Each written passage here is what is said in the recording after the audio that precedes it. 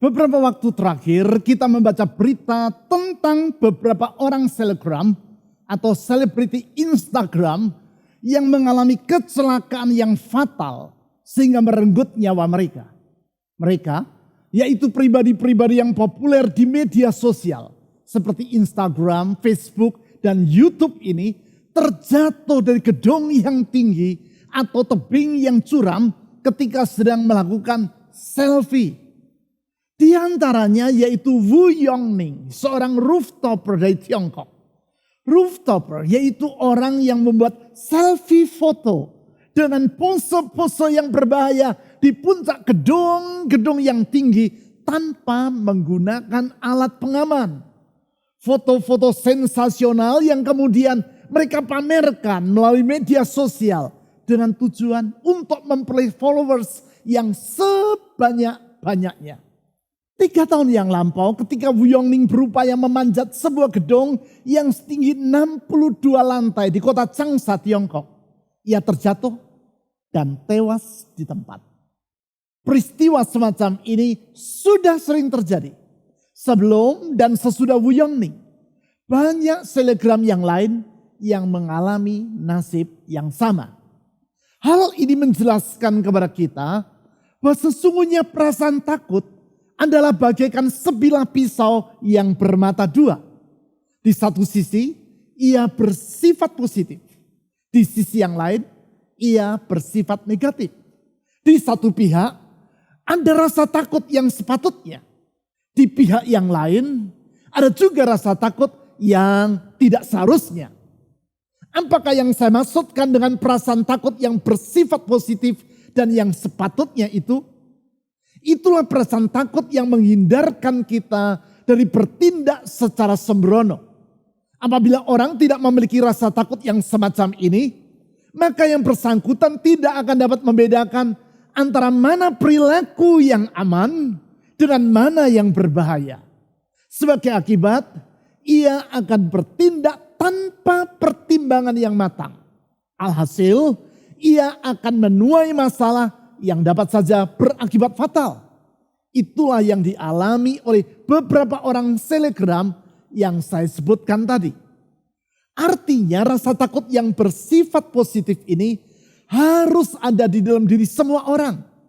Karena ia merupakan suatu defense mechanism atau mekanisme pengaman diri yang Tuhan berikan dalam hidup manusia. Di antaranya yaitu rasa takut terhadap Tuhan dan rasa takut untuk berbuat dosa. Semua perasaan takut seperti ini akan menjauhkan diri kita dari malapetaka. Lalu apakah perasaan takut yang bersifat negatif yang tidak seharusnya kita pelihara dalam hidup kita? Itulah perasaan takut terhadap besarnya masalah yang kita hadapi. Perasaan takut seperti ini bersifat multidimensional dan dapat melumpuhkan hidup kita. Multidimensional karena wujudnya beraneka macam. Melumpuhkan karena mengakibatkan kita akan menjalani kehidupan ini secara apatis dan dengan penuh kekhawatiran. Apatis alias menyerah kepada nasib. Karena kita merasa bahwa kita tidak akan mampu mengatasi kesukaran yang kita hadapi. Khawatir. Karena kita membayangkan bahwa oleh karena kesukaran yang tak teratasi itu, maka masa depan kita akan sangat gelap. Sesungguhnya banyak orang yang pada hari-hari ini sedang mengalami keadaan seperti itu. Badan Kesehatan Dunia atau WHO menyampaikan bahwa pandemi COVID-19 ini bukan hanya berdampak terhadap kesehatan secara jasmania, tetapi juga terhadap kesehatan mental. Indian Psychiatry Society, perhimpunan psikiatri India, melaporkan bahwa permasalahan kesehatan mental di negara tersebut meningkat 20% setelah adanya pandemi ini. Bukan itu saja, berbagai masalah kejiwaan yang ditimbulkan oleh pandemi ini diperkirakan akan berdampak untuk jangka panjang. Tentu keadaan ini akan berpengaruh terhadap kesehatan jasmania dan kinerja dari banyak orang. Bukan itu saja, bahkan data WHO menunjukkan akibat dari rasa cemas dan serangan panik atau panic attack mengakibatkan tingkat angka bunuh diri di masa pandemi ini juga ikut meningkat. Keadaan ini meyakinkan diri saya bahwa pesan yang Tuhan sampaikan 2000 tahun yang lampau, yaitu menjelang dan di saat kelahiran Yesus Kristus, sangatlah relevan bagi kita di masa kini. Pesan yang disampaikan melalui malaikat yang diutus Tuhan kepada 4 orang pribadi yang berbeda-beda dengan alasan yang berbeda-beda pula. Pesan yang sama yang berbunyi, jangan takut, fear not. Di sepanjang bulan ini kita akan melihat pesan yang disampaikan Tuhan kepada keempat pribadi yang berbeda tadi. Pesan yang disampaikan di sekitar peristiwa kelahiran Yesus Kristus atau yang biasa kita sebut sebagai peristiwa Natal. Pesan yang disampaikan dengan alasan yang berbeda-beda itu. Supaya dengan demikian kita dapat mengakhiri tahun ini bukan dengan rasa takut terhadap masa depan. Supaya dengan demikian kita dapat memasuki tahun yang baru dengan kepala yang tegak memandang ke depan. Bukan dengan keputusasaan, namun sebaliknya dengan penuh iman dan pengharapan kepada Tuhan. Supaya dengan demikian kita dapat melewati tahun ini dan menyongsong hari esok dengan penuh kemenangan. Hari ini kita akan melihat pesan Tuhan yang pertama yang berbunyi jangan takut yang ia tujukan kepada Zakaria. Seorang imam yang saat itu sedang melayani Tuhan di Yerusalem. Menurut catatan Lukas pasal pertama, peristiwa tersebut terjadi sekitar 15 bulan sebelum peristiwa kelahiran Yesus Kristus. Di dalam Lukas pasal 1 ayat 5 sampai 7 ditulis bahwa Zakaria dan istrinya Elisabet belum mempunyai keturunan. Dijelaskan juga alasannya, yaitu karena Elisabet mandul dan kedua mereka telah lanjut umurnya. Mari kita baca ayat-ayat tersebut. Lukas pasal pertama ayat 5 sampai 7. Pada zaman Herodes, Raja Yudea, adalah seorang imam yang bernama Zakaria dari rombongan Abia. Istrinya juga berasal dari keturunan Harun, namanya Elisabet. Ayat 6. Keduanya adalah benar di hadapan Allah dan hidup menurut segala perintah dan ketetapan Tuhan dengan tidak bercacat. Tetapi ayat 7, mereka tidak mempunyai anak. Alasannya, sebab Elisabet mandul dan keduanya telah lanjut umurnya. Lebih lanjut di dalam ayat 8 sampai 11 ditulis bahwa suatu kali ketika Zakaria sedang melakukan tugas pelayanan, yaitu membakar dupa di dalam bait suci, ia melihat seorang malaikat Tuhan berdiri di sebelah mezbah pembakaran ukupan atau mezbah tempat dupa dibakar. Melihat malaikat tersebut, di dalam Lukas pasal 1 ayat 12 ditulis bahwa Zakaria merasa terkejut dan menjadi takut. Rasa terkejut tersebut menunjukkan bahwa penampakan dari malaikat Tuhan ini berada di luar dugaannya. Entah sudah berapa kali Zakaria melakukan tugas pelayanan untuk membakar dupa di dalam bait suci. Dan selama itu belum pernah ia melihat malaikat menampakkan dirinya di sana. Itu sebabnya dikatakan bahwa ia merasa terkejut. Kalau ditulis bahwa ia merasa takut, maka hal itu menggambarkan bahwa sesungguhnya penampilan dari seorang malaikat bukanlah seperti yang sering digambarkan orang dalam lukisan. Acap kali orang menggambarkan iblis seperti seekor hewan yang mengerikan dan bertanduk dengan ekor yang berapi dan memegang sebuah tombak trisula yang terhunus. Sedangkan malaikat digambarkan seperti bayi yang bersayap, gemuk dan lucu. Kalau malaikat seperti bayi yang menggemaskan seperti itu, maka tentu iblis tidak akan merasa takut. Malahan malaikat itu akan ia sate dengan tombaknya. Bukan. Kalau Zakaria merasa terkejut dan takut, patut diduga bahwa malaikat yang menampakkan dirinya tersebut adalah pribadi yang gagah dan perkasa.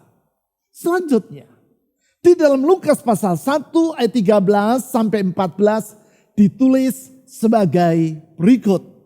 Ayat 13 sampai 14. Tetapi malaikat itu berkata kepada Zakaria, perhatikan.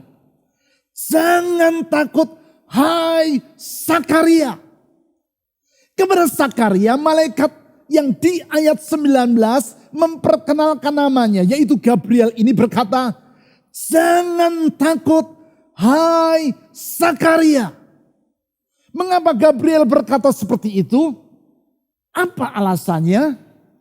Ia tidak berkata, jangan takut hai Zakaria, karena aku tidak akan membahayakan dirimu. Tidak, dia tidak berkata begitu. Ia tidak berkata, jangan takut hai Zakaria, karena aku adalah temanmu. Bukan. Rasa takut yang dimaksudkan oleh Gabriel di sini bukanlah rasa takut seperti yang sedang dialami oleh Zakaria, yaitu karena ia merasa terkejut oleh sebab melihat seorang malaikat yang gagah perkasa. Bukan. Namun ada alasan yang lebih daripada itu. Gabriel memaparkan alasan mengapa Zakaria tidak usah merasa takut di dalam kalimat-kalimat selanjutnya, yaitu sebagai berikut. Sebab, kata sebab ini artinya adalah alasannya, yaitu sebab alasannya doamu telah dikabulkan dan Elisabet istrimu akan melahirkan seorang anak laki-laki bagimu. Dan haruslah engkau menamai dia Yohanes. Engkau akan bersuka cita dan bergembira. Bahkan banyak orang akan bersuka cita atas kelahirannya itu. Itulah alasan mengapa Gabriel berkata kepada Zakaria agar Zakaria tidak usah merasa takut. Saya berharap hari ini saudara juga dapat menangkap pesan yang sama. Sehingga saudara dapat menghadapi hari esok tanpa usah merasa takut. Berdasarkan ayat-ayat tadi, kita dapat melihat alasan-alasan mengapa Zakaria tidak usah merasa takut. Pesan yang akan menolong Anda untuk mampu menyongsong hari esok tanpa merasa gentar. Alasan yang pertama, yaitu karena Tuhan mengenal diri Anda. Itulah yang diutarakan oleh malaikat Gabriel kepada Zakaria dengan berkata, jangan takut hai Zakaria. Ia menyebut nama Zakaria secara spesifik.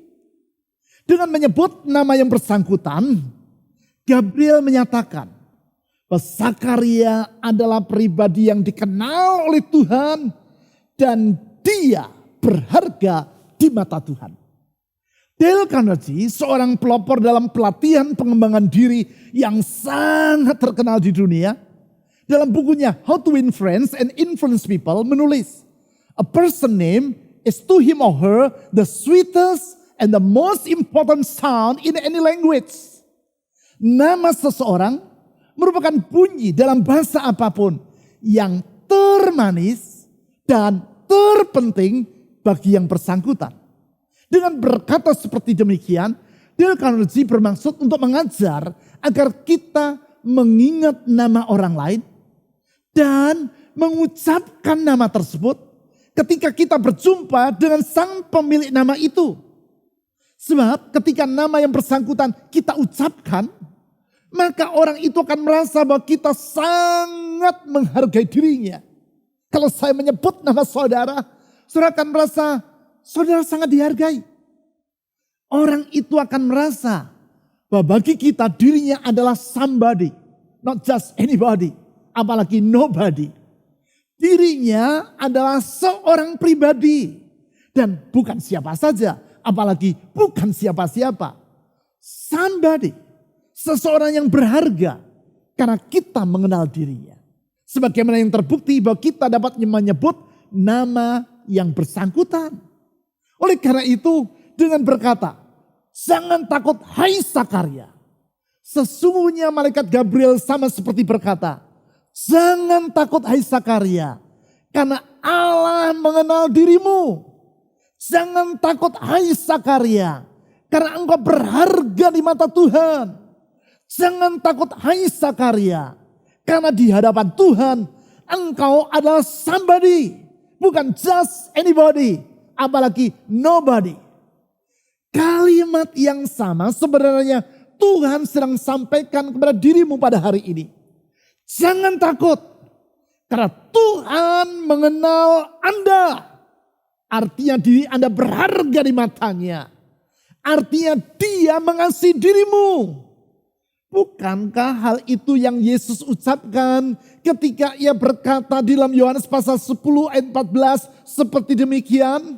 Yohanes pasal 10 ayat 14 kata Tuhan Yesus, akulah gembala yang baik dan aku mengenal domba-dombaku. Perhatikan, aku mengenal domba-dombaku dan domba-dombaku mengenal aku.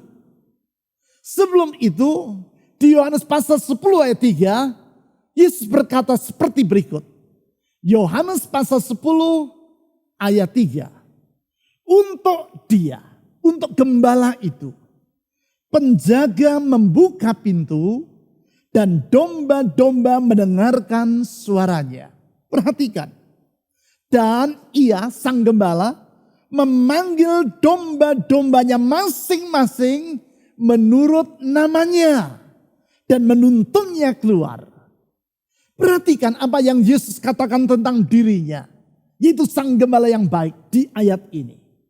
Ia berkata bahwa sang gembala itu memanggil domba-dombanya masing-masing menurut namanya. Artinya gembala itu mengenal setiap dombanya secara spesifik. Artinya Tuhan Yesus mengenal kita satu persatu. Oleh karena itu, tak usah kita merasa takut. Karena dia yang mengenal diri kita adalah Tuhan, sang penguasa alam semesta. Kalau dia mengenal dan mengasihi kita, apakah yang harus kita takutkan akan hari esok kita? Alasan kedua, mengapa Anda tidak usah merasa takut, yaitu karena Tuhan mengetahui pergumulan hidup Anda. Hal tersebut diutarakan oleh malaikat Gabriel kepada Sakarya di dalam Lukas pasal 1 ayat 13 dengan berkata seperti demikian. Lukas pasal 1 ayat 13. Jangan takut hai Sakarya, sebab doamu telah dikabulkan dan Elisabet istrimu akan melahirkan seorang anak laki-laki bagimu. Dan haruslah engkau menamai dia Yohanes. Seperti yang telah saya utarakan tadi. Di ayat 7 ditulis bahwa Sakarya dan Elisabet tidak mempunyai anak. Bagi kita yang hidup di masa kini, keadaan tersebut bukanlah masalah yang terlalu besar. Tetapi tidak demikian halnya bagi orang di zaman itu. Karena di masa itu memiliki anak sama dengan memiliki jaminan untuk masa depan. Ingat, di masa itu belum ada asuransi dana pensiun dan jaminan hari tua. Sehingga apabila seseorang telah berusia lanjut dan tidak lagi mampu bekerja, maka di saat itu anak-anaknya lah yang harus menopang kehidupan yang bersangkutan. Tidak mengherankan. Sampai hari ini pun kita masih mendengar orang berkata, banyak anak, banyak rezeki. Ini merupakan kalimat peninggalan masa lampau yang menggambarkan bahwa keberadaan dari anak-anak merupakan jaminan bagi hari esok dari orang tua. Berarti karena tidak memiliki keturunan, maka masa depan Sakarya dan Elisabet bersifat sangat rentan. Atau boleh dikatakan bahwa mereka tidak memiliki jaminan untuk hari esok. Tentu hal ini merupakan suatu pergumulan yang sangat berat. Bukan itu saja. Di dalam Lukas pasal 1 ayat 25 ditulis, pada zaman itu tidak memiliki keturunan merupakan suatu aib, artinya memalukan. Artinya bagi Zakaria dan Elisabet, keadaan ini merupakan suatu beban secara sosial dan psikologis yang sangat berat. Apalagi masalah ini adalah mustahil bagi Zakaria untuk dapat memecahkannya. Sehingga patut diduga, apabila pada saat itu Zakaria melakukan tugas pelayanannya, maka ia mengerjakannya tidak lebih dari sekadar sebagai suatu kewajiban belaka. Secara jasmani yang ia mengerjakannya, tetapi hatinya dalam keadaan yang apatis. Karena sudah puluhan tahun ia berdoa, memohon pertolongan Tuhan, dan doanya tidak juga kunjung dikabulkan. Itu sebabnya ketika mendengar berita gembira yang disampaikan oleh malaikat Gabriel tadi, di dalam ayat 18 dicatat, Zakaria berkata seperti demikian. Lukas 1 ayat 18. Lalu kata Zakaria kepada malaikat itu, bagaimanakah aku tahu bahwa hal ini akan terjadi? Sebab aku sudah tua dan istriku sudah lanjut umurnya. Kalimat ini menunjukkan sikap apatis di dalam diri yang bersangkutan. Zakaria melayani Tuhan tanpa lagi meyakini bahwa Allah berkuasa untuk mengabulkan doa-doanya. Atau dengan kata lain, kalaupun ia masih berdoa, maka doa tersebut ia panjatkan tanpa lagi diwarnai dengan pengharapan. Doa yang sekadar bersifat rutinitas belaka dan tanpa pengharapan di dalamnya. Dan sekarang malaikat Gabriel berkata kepada Zakaria, doamu telah dikabulkan dan Elisabet istrimu akan melahirkan seorang anak laki-laki bagimu. Artinya Gabriel berkata, Zakaria, Tuhan mengetahui pergumulan hidupmu. Artinya ia berkata, Zakaria, tak usah engkau berputus asa. Tuhan akan bertindak untuk menyelesaikan persoalanmu. Saudara, kalau keadaan yang dialami oleh Zakaria itu yang menjadi keadaan dirimu pada hari-hari ini, yaitu persoalan yang Anda hadapi telah menggerus pengharapan dari hatimu, sehingga hatimu dalam keadaan hambar, dan kalaupun Anda masih berdoa, maka hal tersebut Anda lakukan sekadar sebagai suatu kewajiban dan rutinitas. Dengarlah apa yang disampaikan oleh malaikat Gabriel kepada Zakaria. Jangan takut. Tuhan mengetahui pergumulan hidupmu. Tuhan bukan hanya mengenal dirimu sehingga ia menyebut nama Anda. Tetapi ia juga mengetahui persoalan yang sedang Anda hadapi. Artinya ia tidak mengabaikan dirimu. Artinya ada pengharapan bagi hidupmu. Jangan takut. Di sini pentingnya bagi kita untuk mengisi setiap hari dengan mendekatkan diri kepada Tuhan. Mendekatkan diri melalui beribadah kepadanya secara pribadi. Setiap pagi, siang, dan petang. Setiap kali antara 5 sampai 10 menit kita datang kepadanya melalui ibadah harian. Ibadah harian yang dapat saudara ikuti, baik melalui website ataupun aplikasi untuk hal tersebut. Ibadah harian yang dapat saudara lakukan dengan menggunakan buku ibadah harian seperti yang ada di tangan saya ini. Cetakan kedua dari buku ibadah harian edisi bulan Januari sampai Maret telah terbit. Saudara dapat memesannya melalui WhatsApp pada nomor telepon maupun toko-toko online yang terpampang di layar saudara. Setiap buku yang saudara pesan akan saya tanda tangani secara pribadi. Berada dekat dengan Tuhan yang mengenal kita dan mengetahui pergumulan hidup kita, maka kita tidak akan merasa takut akan hari esok kita. Alasan ketiga, mengapa Anda tidak usah merasa takut, yaitu karena Tuhan memiliki rencana untuk diri Anda. Hal itulah yang Allah utarakan kepada Zakaria melalui malaikat Gabriel di ayat 15 sampai 17. Lukas pasal 1 ayat 15 sampai 17.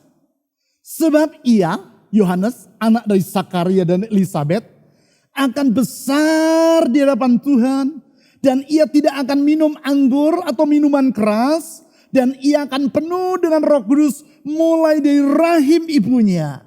Ia akan membuat banyak orang Israel berbalik kepada Tuhan, Allah mereka. Dan ia akan berjalan mendahului Tuhan dalam roh dan kuasa Elia, untuk membuat hati bapak-bapak berbalik kepada anak-anaknya, dan hati orang-orang durhaka kepada pikiran orang-orang benar. Dan perhatikan, dengan demikian menyiapkan bagi Tuhan suatu umat yang layak baginya. Dengan berkata seperti demikian, Gabriel berkata kepada Zakaria bahwa Allah memiliki rencana yang besar yang akan ia genapi melalui anak yang akan dikandung oleh Elisabet, istri dari Zakaria.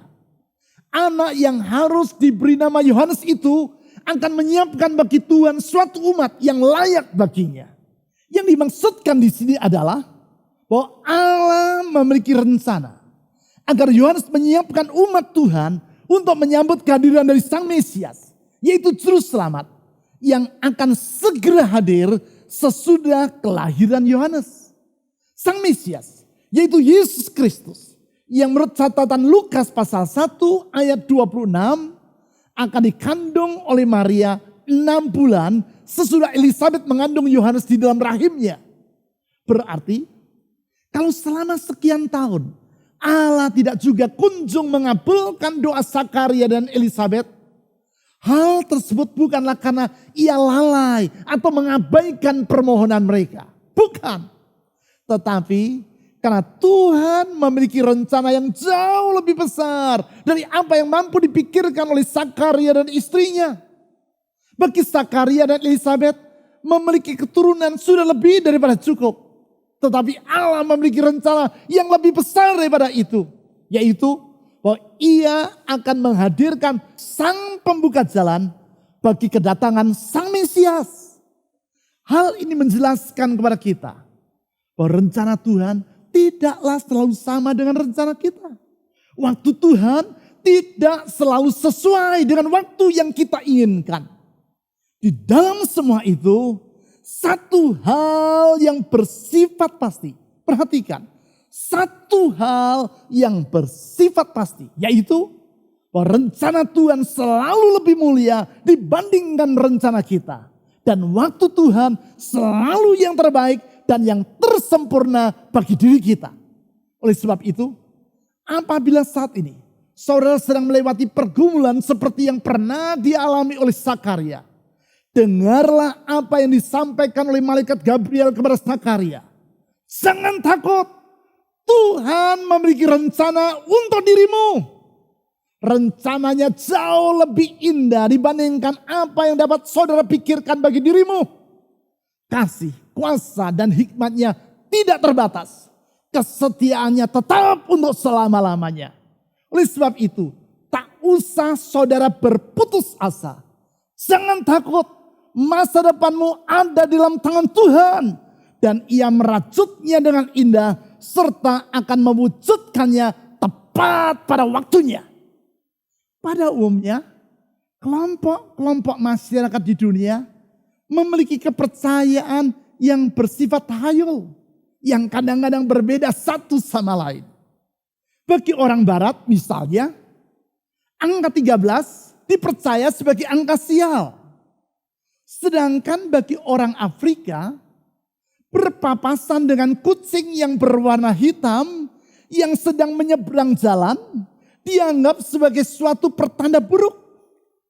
Alkisah, suatu hari sementara berjalan di suatu lorong, seorang Afrika melihat seekor kucing hitam menyeberang di hadapannya.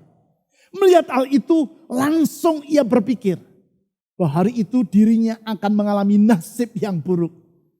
Di dalam rasa takut karena telah melihat kucing yang berwarna hitam tadi, ia bertanya kepada seorang temannya, Nasib buruk apa yang akan aku alami pada hari ini? Mendengar pertanyaan itu, temannya yang tidak mempercayai tahayul dengan tersenyum menjawab, hal itu tergantung. Tergantung pada apa? Tanya orang yang pertama tadi dengan sangat serius. Dengan senyum yang lebih lebar. Si teman menjawab dan menggoda, ya tergantung apakah engkau seekor tikus atau bukan. Maksud temannya adalah, kalau orang tadi adalah seekor tikus dan ia berpapasan dengan seekor kucing, tentu dirinya akan mengalami nasib buruk. Sebab si kucing akan menerkam dan memangsa si tikus.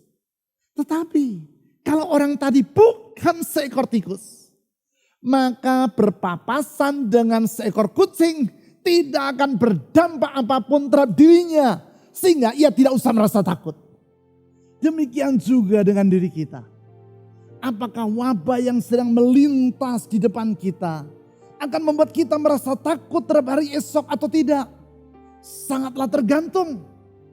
Di dalam hal ini yaitu sangat tergantung kepada pengenalan kita terhadap diri kita sendiri.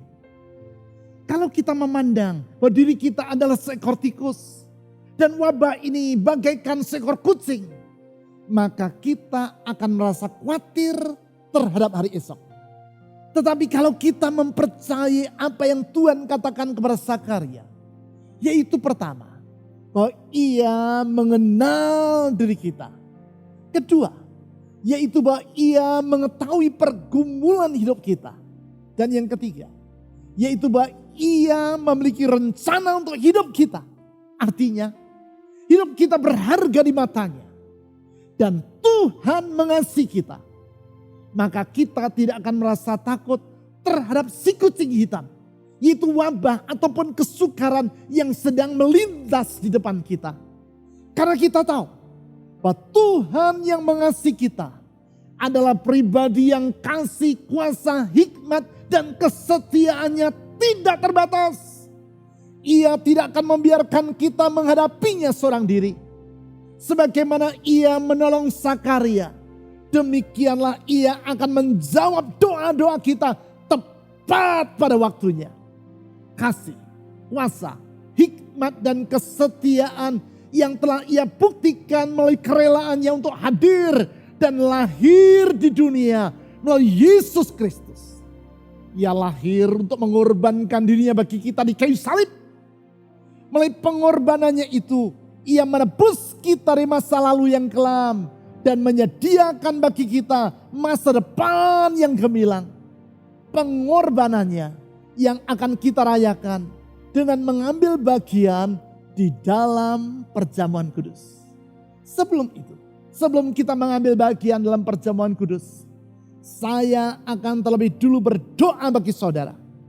Bukalah hatimu kepadanya. Katakan kepada dirimu sendiri, jangan takut, hai jiwaku. Jangan takut, Yesus mengenal diriku. Jangan takut, Yesus mengenal pergumulan hidupku. Jangan takut, Yesus memiliki rencana bagi diriku. Mari kita berdoa. Tuhan Yesus, Engkau mengenal diri kami. Lebih daripada kami mengenal diri kami. Engkau dekat dengan kami. Lebih daripada kami dekat dengan pakaian yang sedang kami kenakan. Engkau sangat mengenal hidup kami. Engkau mengerti pergumulan hidup kami. Dan bukan hanya itu. Engkau punya rencana yang indah bagi kami. Kasih, kuasa, kesetiaan, hikmat-Mu menjamin bahwa rencanamu itu pasti akan kau genapi tepat pada waktunya. Tepat pada waktunya. Tepat pada waktunya. Itu sebabnya kami tidak merasa takut akan hari esok kami. Kami tidak mau takut akan hari esok kami.